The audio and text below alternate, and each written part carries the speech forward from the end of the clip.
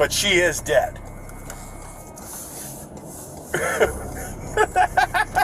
Check. Just yeah, $11,000.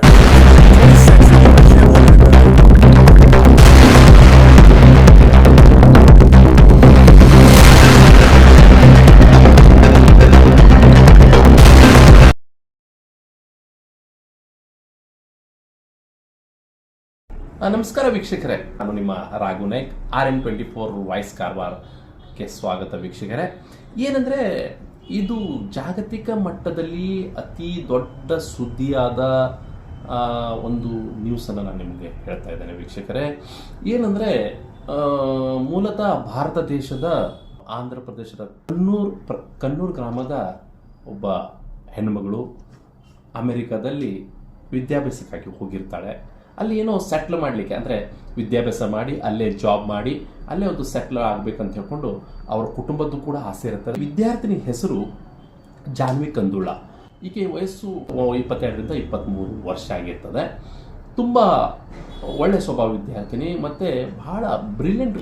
ವಿದ್ಯಾಭ್ಯಾಸ ಮಾಡಿ ಅಮೆರಿಕಾದಲ್ಲಿ ಅಲ್ಲಿ ಅಭ್ಯಾಸ ಮಾಡಿ ತಾನು ಒಂದು ಏನಾರ ಸಾಧನೆ ಮಾಡಬೇಕು ಅಂತ ಹೇಳ್ಕೊಂಡು, ಆದರೆ ಒಂದು ದಿನ ಅಂದರೆ 2023 ಜನವರಿ 23ನೇ ತಾರೀಕಿರಂದು ಅವಳು ಹೆದ್ದಾರಿಯಲ್ಲಿ ನಡೆದುಕೊಂಡು ಹೋಗ್ತಾ ಇರ್ತಾಳೆ. ನಾನು ಕಾಣಿಸ್ತಾ ಇದ್ದಾನೆ, ಇದೇ ವಿದ್ಯಾರ್ಥಿನಿ. ಅವಳು ಹೋಗ್ತಾ ಇದ್ದಾಗ ಅಲ್ಲಿ ಸ್ಪೀಡಾಗಿ ಒಂದು ಪೊಲೀಸ್ ಅಧಿಕಾರಿ ಕಾರು ಹೋಗ್ತಾ ಇರ್ತದೆ.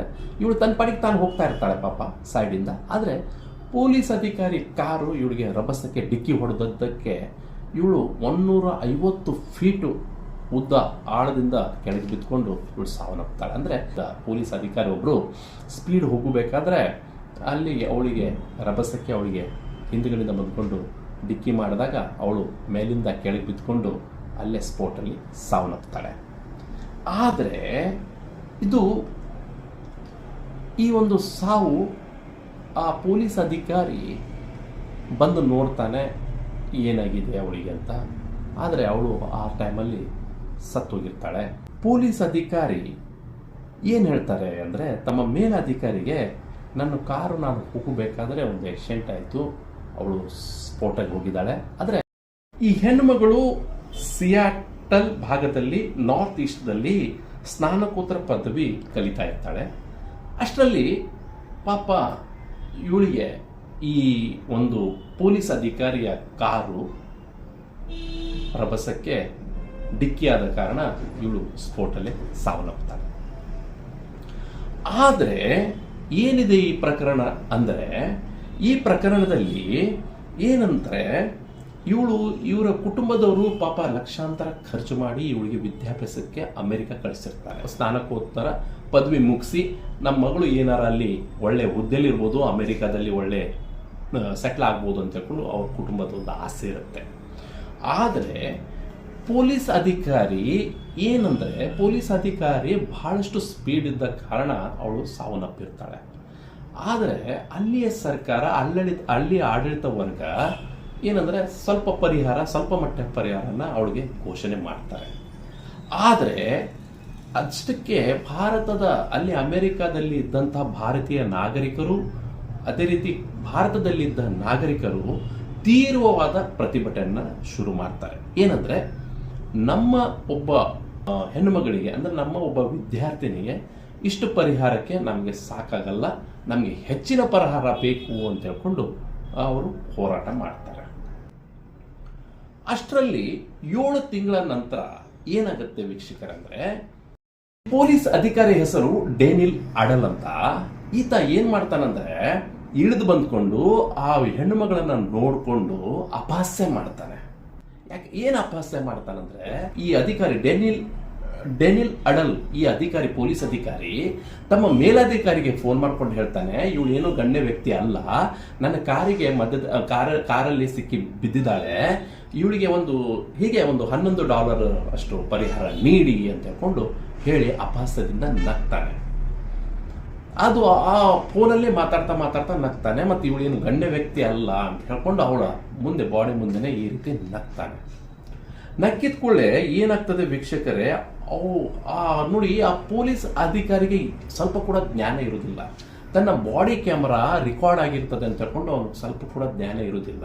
ಆ ಬಾಡಿ ಕ್ಯಾಮರಾದಲ್ಲಿ ರೆಕಾರ್ಡ್ ಆಗಿರ್ತದೆ ಇವನು ಅಪಹಾಸ್ಯ ಮಾಡಿದ್ದು. ಅಂದರೆ ಮೇಲಾಧಿಕಾರಿಗೆ ಈ ರೀತಿ ಆಗಿ ಫೋನ್ ಮಾಡಿ, ಅಂದರೆ ಇವಳು ಯಾವುದೇ ಒಂದು ಗಣ್ಯ ವ್ಯಕ್ತಿ ಅಲ್ಲ, ಇವಳಿಗೆ $11 ಕೊಟ್ಕೊಂಡು ಇದು ಮುಗಿಸ್ಬಿಡುವ, ಯಾಕಂದರೆ ಇವಳು ಏನೋ ಯಾರೋ ಇರ್ಬೋದು ಹಾಗೆ ಅಂತ ಹೇಳ್ಕೊಂಡು ಅಪಹಾಸ್ಯದಿಂದ ಮಾತಾಡಿಕೊಂಡು ಇದು ಮಾಡ್ತಾನೆ. ಆದರೆ ಏನಾಗ್ತದಂದ್ರೆ ಈ ಅಪಹಾಸ್ಯ ಏನು ಅವನು ಮಾತಾಡಿರ್ತಾನೆ ಅದು ಬಾಡಿ ಕ್ಯಾಮರಾದಲ್ಲಿ ಶೂಟ್ ಆಗಿರ್ತದೆ. ತದನಂತರ ಮೇಲಾಧಿಕಾರಿ ಏನ್ ಮಾಡ್ತಾರೆ, ಇವನು ಬಾಡಿ ನೋಡು ಯಾವ ರೀತಿ ಅವಳು ಸತ್ತಿದ್ದಾಳೆ, ಆ ಹೆಣ್ಮಗಳು ಯಾವ ರೀತಿ ಸತ್ತಿದ್ದಾಳೆ, ಯಾರ್ದು ತಪ್ಪಿದೆ ಅಂತ ಮೇಲಾಧಿಕಾರಿ ಅವರ ಬಾಡಿ ಕ್ಯಾಮರಾನ ತೆಗೆದು ನೋಡಿದಾಗ ಈ ಡೆನಿಲ್ ಅಡಲ್ ಮತ್ತೆ ಇನ್ನೊಬ್ರು ಮೇಲಾಧಿಕಾರಿ ಅವರ ಒಂದು ಮಾತುಕತೆಯನ್ನು ಮೊಬೈಲ್ನಲ್ಲಿ ಮಾತುಕತೆ ಆಗಿತ್ತು, ಅದು ರೆಕಾರ್ಡ್ ಆಗಿರ್ತದೆ ಇವರು ಬಾಡಿ ಕ್ಯಾಮರಾದಲ್ಲಿ. ಅದನ್ನು ನೋಡಿ ಶಾಕ್ ಆಗ್ತಾರೆ ಪೊಲೀಸ್ ಅಧಿಕಾರಿ ಮೇಲಾಧಿಕಾರಿಗಳೆಲ್ಲ.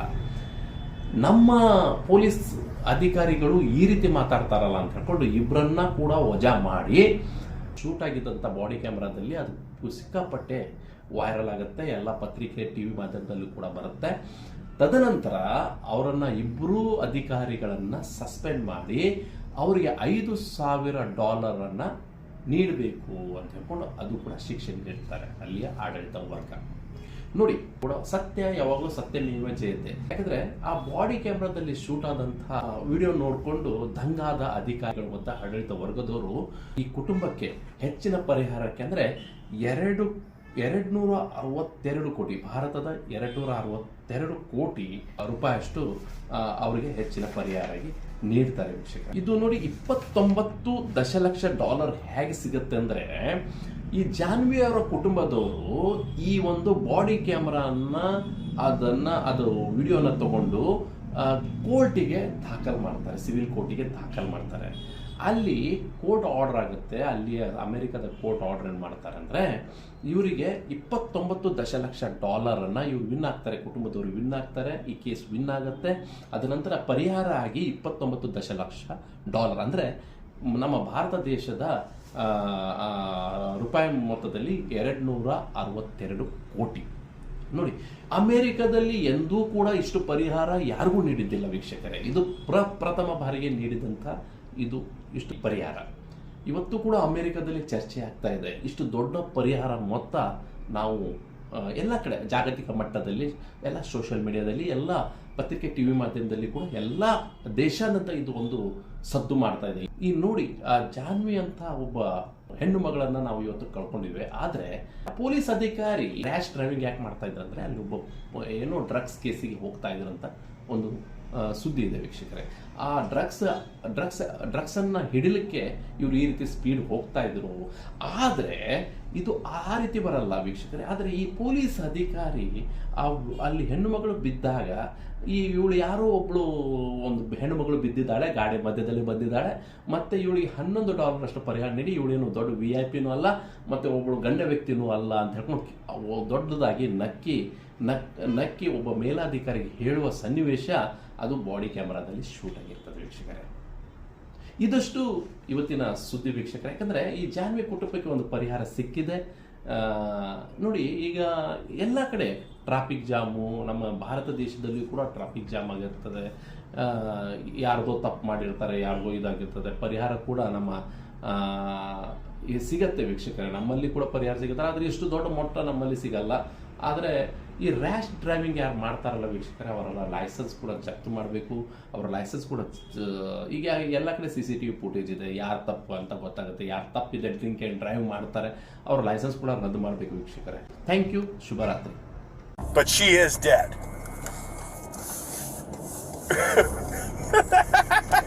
Check. Just $11,000. She was 26 anyway. She had limited value.